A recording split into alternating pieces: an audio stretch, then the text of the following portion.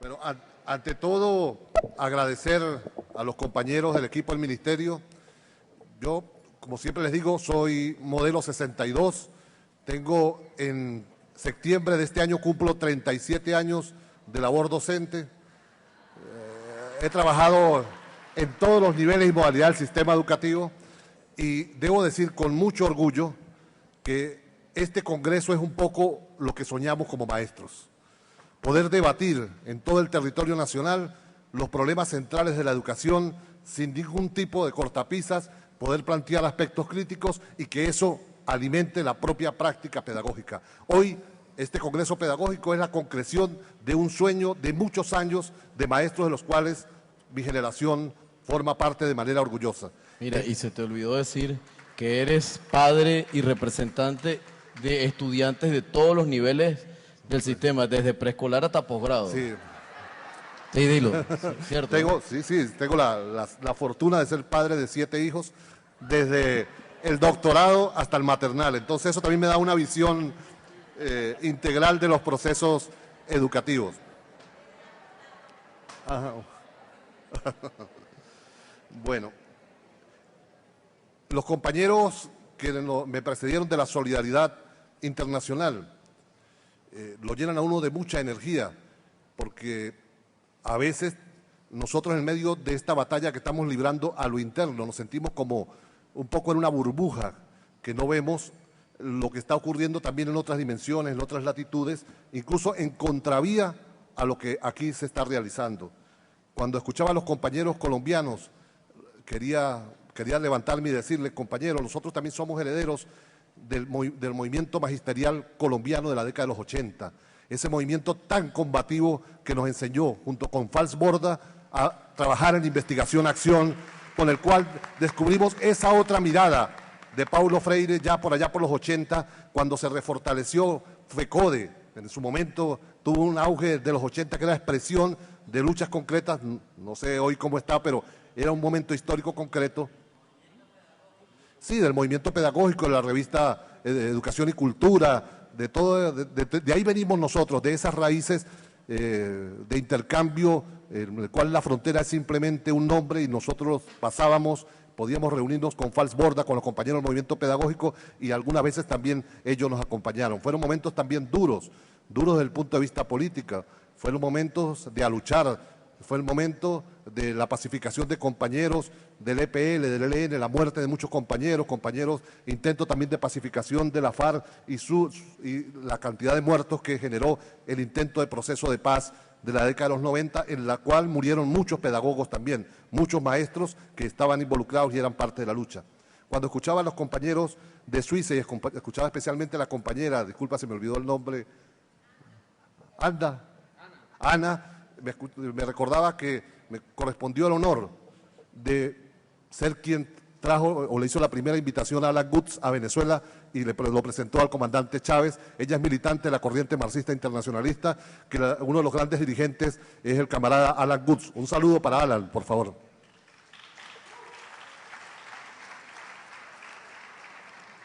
Dejé los lentes y soy modelo 62, así que en algunas oportunidades me voy a pegar la vista. Nosotros, como le decía hace un rato, nosotros metidos en esta vorágine de ampliar la matrícula, de garantizar canaimitas, de garantizar la colección bicentenario, creemos que es lo que está ocurriendo en todas partes del mundo. Pues quiero decirle de manera enfática que no. Yo formo parte de un grupo de pedagogos de distintas latitudes que suscribimos la semana pasada y entregamos el 9 de julio a la directora general de la UNESCO, la doctora Irina Bokova, una carta en la cual protestamos por el giro economicista que tiene este organismo internacional, que era evidente, pero no tan descarado como se dio en el Foro Mundial de Incheon, Corea, en el cual habló el director del Banco Mundial, el presidente de la OCDE, el del BID, hablaron los grandes economistas y no habló ni un solo maestro, ni un solo profesor, ni un solo investigador en educación. Es decir, fue un foro económico sobre educación. No fue el Foro Mundial de Educación, y ahí expresamos nuestra preocupación o la ratificamos por lo que consideramos el mayor riesgo de la educación hoy en el mundo. Hoy en el mundo existe el riesgo de generarse un apagón pedagógico global. Un apagón pedagógico global. Y voy a tratar en estos 15 minutos de hacer una síntesis, esperando poderme expresar de manera adecuada para que ustedes me entiendan. Nosotros a veces creemos que siempre se luchó por una educación amplia de cobertura para todos. Yo quiero decirles que la educación masiva, la idea de educación como derecho humano es en gran medida una conquista del pensamiento socialista y de la lucha socialista. Voy a explicar por qué. En el año 1917, un conjunto de camaradas decidieron llevarle la contraria incluso a quien era su padre teórico, Carlos Marx, y decidieron hacer la revolución en uno de los países más atrasados del planeta, un país sin acueductos, sin electricidad, con muy pocas escuelas, sin ningún nivel casi de instrucción. Y lograron algo que era solo concebible en los sueños de muchos utopistas, el que se garantizara educación para amplios sectores de la población y que en todo el territorio de lo que fue en un momento Rusia y después la Unión Soviética existieran escuelas y universidades para la población. Cuando se firma el Tratado de Paz de la Segunda Guerra Mundial, el clamor de los pueblos en gran medida era que la educación fuera el camino para la paz, para que no volviera a ocurrir en el planeta otra confrontación como ocurrió con la Primera y la Segunda Guerra Mundial. Y esto obligó a que en la propia concepción del Tratado de Bretton Woods, como el tratado que norma las condiciones de gobernabilidad bajo el capitalismo triunfante de los Estados Unidos en el siglo XX, se contemple la creación de la UNESCO. Y la UNESCO como tal comienza a ser el primer espacio de consenso para que los gobiernos se vean obligados a garantizar educación para todos y todas. Ese aparente consenso obligado del capitalismo no hizo que los capitalistas se entregaran, porque jamás lo hacen, sino que al contrario generaron toda una operación para desmontar lo sustantivo del avance en materia de conquista del derecho a la educación, que era la profesión docente y la pedagogía. Y desde ese momento, desde la década de los 40, comenzó la más impresionante operación política global contra la pedagogía para desmembrarla, para fragmentarla, para romperla en su unidad. Los que reivindicamos que somos de pensamiento de izquierda, de pensamiento marxista, reivindicamos la importancia de una comprensión de la realidad en su totalidad, la dialéctica entre lo local y lo global, entre lo general y lo particular, y cómo esa combinación es la que nos permite comprender la complejidad del fenómeno. Bueno, la pedagogía o las pedagogías y las pedagogías liberadoras constituyen una herramienta para poder interpretar de una manera distinta, emancipatoria, el proceso educativo. ¿Qué hicieron desde la década de los 40? Comenzaron a decirnos que ya no había que hablar de pedagogía y comenzaron a implementar un conjunto de modas. La primera moda, la didáctica. Se nos dijo que pedagogía no, que era didáctica lo más importante. Y ahí recordemos que durante la década de los 40 y los 50, en casi todos los lugares del planeta, se formaron maestros con mucha técnica de enseñanza y nosotros mismos decimos cómo sabían enseñar esos maestros de los 40 y los 50. Es que el énfasis fue eso dentro de la moda. Y nos comenzaron a confundir y ya no había interpretación del fenómeno educativo en su conjunto, sino de un fragmento, tecnología de la enseñanza. En la década de los 60, con el auge de los organismos de planificación, en América Latina específicamente, con el avance de la CEPAL y la creación en 1962 del ILPES, el Instituto Latinoamericano de Planificación Económica y Social, se desarrolla una nueva moda, una moda que duró 10 años, la moda de los planificadores y de los buenos directores. Y entonces se nos dijo que para que la educación funcionara, lo importante era contar con buenos directores y buenos planificadores. Todavía el compañero que dirige la MUT, Mariano Herrera, se quedó en ese paradigma y dice que solo para que exista buena educación, eso depende que solo que existan buenos directores, que es el secreto, solo buenos directores. Yo no estoy desconociendo con ello que es importante que se formen directores.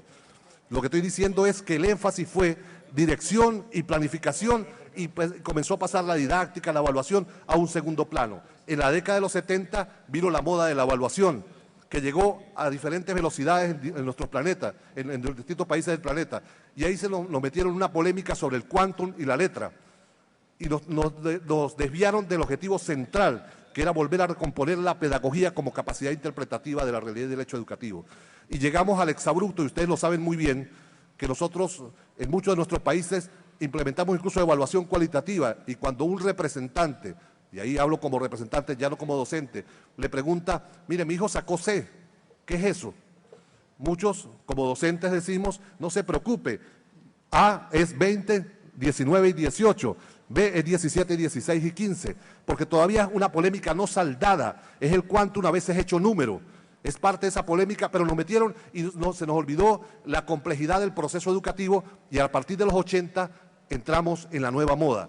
La moda del currículo. Currículo por contenidos primero, currículo después por objetivos, currículo globalizado, currículo transdisciplinario, currículo interdisciplinario, hasta aterrizar en currículo por competencias que nos llevó 20 años. Es la moda de más larga duración. Y la pedagogía, bien, gracias. A tal punto que en los ministerios de educación de nuestros países tenemos direcciones de didáctica, tenemos en muchas direcciones de evaluación, de planificación, pero no tenemos una dirección que los integre, la dirección de pedagogía, que integre todos los procesos y los componentes que forman el hecho educativo.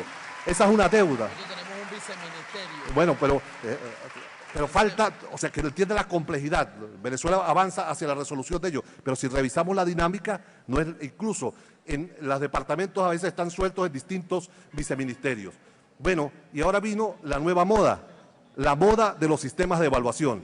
Como ya dejó de ser fuerte e innovador el tema del currículo, ahora se nos dice que todo pasa por evaluación de los sistemas educativos y evaluación de la calidad educativa. Y ahí emerge la calidad como el caballo de Troya con el cual comienzan a entrar las contrarreformas educativas en todo el planeta. Yo soy de los que cree que hay que entrar a la polémica del término de la calidad, no huirle. Hay compañeros que dicen, no, eso se refiere solo a los ISO, a temas empresariales y debemos ni tocarlo. Yo soy de los que cree que los educadores siempre hemos tenido una propuesta para que la educación sea lo que dice ser en un proyecto emancipatorio, es decir, que sea de calidad. Y que ahí tenemos que discutir ese término desde una perspectiva liberadora, de una perspectiva distinta. Pero ¿qué es calidad de la educación inicialmente?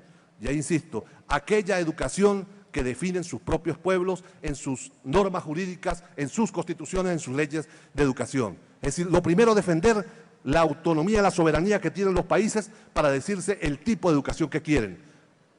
Aquí, sin embargo, lo que está privando ahora es un concepto hegemónico de la calidad de la educación que ni siquiera es diseñado por pedagogos, sino es diseñado por los grandes organismos económicos internacionales. Léase Banco Mundial, OCDE, Fondo Monetario Internacional, Banco Interamericano de Desarrollo. Esto ha llevado a que hoy la pedagogía sea una profesión de riesgo, de alto riesgo de desaparecer, que incluso ya tiene operaciones concretas. La administración Obama aprobó hace 2 años que ahora la carrera docente se forma en solo 2 años. Y fundamentalmente el diseño de formación docente son técnicas de aprendizaje, de evaluación, y la definen incluso como una profesión de paso, mientras el que ejerce la docencia estudia otra carrera seria, es decir, eliminando la teleología como tal de la propia profesión docente. Pero además, una vez hecho eso, eso es lo que se está intentando replicar en países como México, que está entrando a un proceso de profunda contrarreforma en la cual los docentes son los culpables. Porque nosotros, hasta la década de los 60, éramos más o menos héroes, pero también le debemos nuestra tragedia a los rusos. Resulta que en la década de los 60 se colocó el primer satélite en el espacio, ¿verdad? ¿Cómo se llamaba? Sputnik, ¿no? Y entonces los gringos entraron en crisis, como que ellos que decían que eran los que dominaban la ciencia, la técnica, no habían logrado colocar el primer satélite en el espacio y comenzaron a revisar qué ocurría en su sociedad, qué ocurría con la investigación, con la ciencia, y por supuesto fue bajando hasta buscar el eslabón más débil y terminaron diciendo que era culpa de la educación, que el satélite ruso había sido colocado producto de la educación rusa, y dentro del sistema educativo, ¿quiénes iban a ser los culpables? Los negritos, los maestros. Los maestros resultamos de la década de 60 los culpables de todo lo que le pasa a la sociedad. A partir de los 70 somos los culpables si hay problemas económicos, si hay problemas de salud, en cualquiera de nuestras sociedades somos los que estamos culpabilizados de buena parte de los problemas. Y es una operación paralela a la ruptura de la pedagogía, la ruptura del orgullo de ser docente. Y aquí a nosotros se nos impusieron algunas modas que las tomamos de manera crítica, incluso con un discurso progresista, incluso viniendo de buena parte de la izquierda pedagógica. Aquí se nos dijo que no tenemos que llamarnos más maestros, que eso casi que nos desvalorizaba y que teníamos que llamarnos ahora facilitadores. Y nosotros, que somos chic y nos gusta estar en la moda, sin mayor reflexión dejamos de llamarnos maestros, perdimos el orgullo de la profesión docente, de ser maestros, y comenzamos a decirnos que éramos facilitadores. Un golpe certero a la profesionalidad docente, a la profesión docente como tal. Hoy, como cada uno de los que están aquí, estoy seguro que nos sentimos orgullosos en el marco de la Revolución Bolivariana de decirnos que somos maestros. La profesión que nos significa maestros y maestras de nuestro sistema educativo. Y en México está en juego no solo ya el tema de la profesión docente, sino se comienza a montar todo un sistema de evaluación de los docentes que procura romper la última frontera que les queda, el de la estabilidad de los docentes conquistada durante muchos años por la humanidad.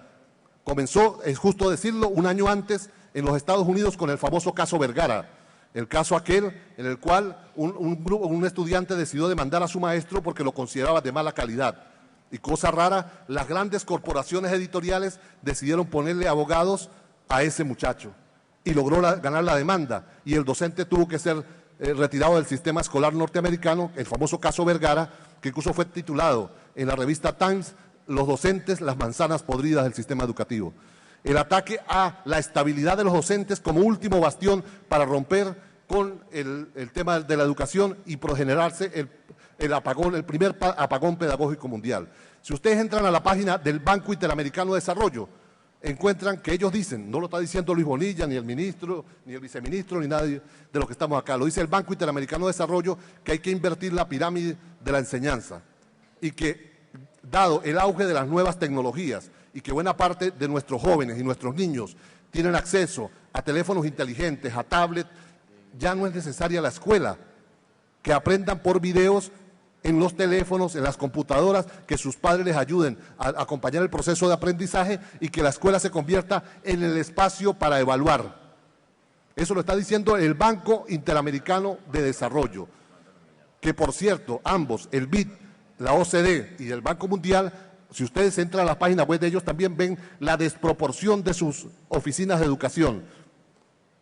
Son ahora las más grandes, porque entienden la importancia de la educación y del sistema educativo para controlar, pero también como negocio. En los últimos años se logró que el 6% del presupuesto del Producto Interno Bruto fuera un acuerdo de los países del mundo para dedicarlo a la educación, y el 20% de los presupuestos nacionales. Bueno, buena parte de ese Producto Interno Bruto y de esos presupuestos están siendo destinados a negocios asociados al tema educativo, los negocios editoriales, tecnológicos, y no a lo sustantivo, que es el tema de la formación docente, las escuelas y el garantizar las condiciones sociales para que los jóvenes aprendan en condiciones adecuadas o las condiciones de vida. Bueno, algunos nos hemos atrevido a plantear internacionalmente que quizás llegó el momento de que ese acuerdo del 6% del Producto Bruto, también digamos un 3% destinado a los sueldos de los docentes, a las condiciones de los docentes y a las condiciones de los estudiantes, como un producto también que se amarre para garantizar revertir ese apagón pedagógico global. Pues bien, cuando algunos de nosotros decíamos que lo que está en juego ni siquiera es la educación, y ya voy a hablar un poco de eso, cuál es la escuela, el riesgo de la escuela que viene, es que cuando los compañeros todos hablaban de la pérdida sustantiva de derechos a partir del neoliberalismo. Cuando algunos lo decíamos casi que parecíamos unos loquitos, pero ahora como lo dice Boaventura de Sousa Santos, lo dice Silep, lo dice Henry Giroux, lo dicen algunos compañeros con mucho nombre, lo que está en riesgo es incluso lo que nosotros conocimos como sociedades democráticas. El sistema político democrático está en profundo riesgo en la sociedad mundial. Vamos hacia sistemas autoritarios de gobernanza o de gobierno, y nosotros a veces no reconocemos o no tenemos la capacidad de entender que a eso está asociado a la propia transformación de la educación y al negar la educación. El capitalismo está pensando no en la escuela que nos formamos nosotros o que se está formando la juventud hoy, está pensando en guetos, en educación que se dé en las casas, en lugares cerrados, para que forme realmente solo la gente que requiere el modo de producción capitalista de la sociedad del siglo XXI. Contra eso está luchando la revolución bolivariana y el proceso de transformación que inició Hugo Chávez y que hoy lidera el presidente Maduro. De eso tenemos que tener conciencia, de qué es lo que se está jugando en materia educativa en el marco de la revolución bolivariana. Es decir, una contraimagen, una contraoferta a la ofensiva del capitalismo globalizado.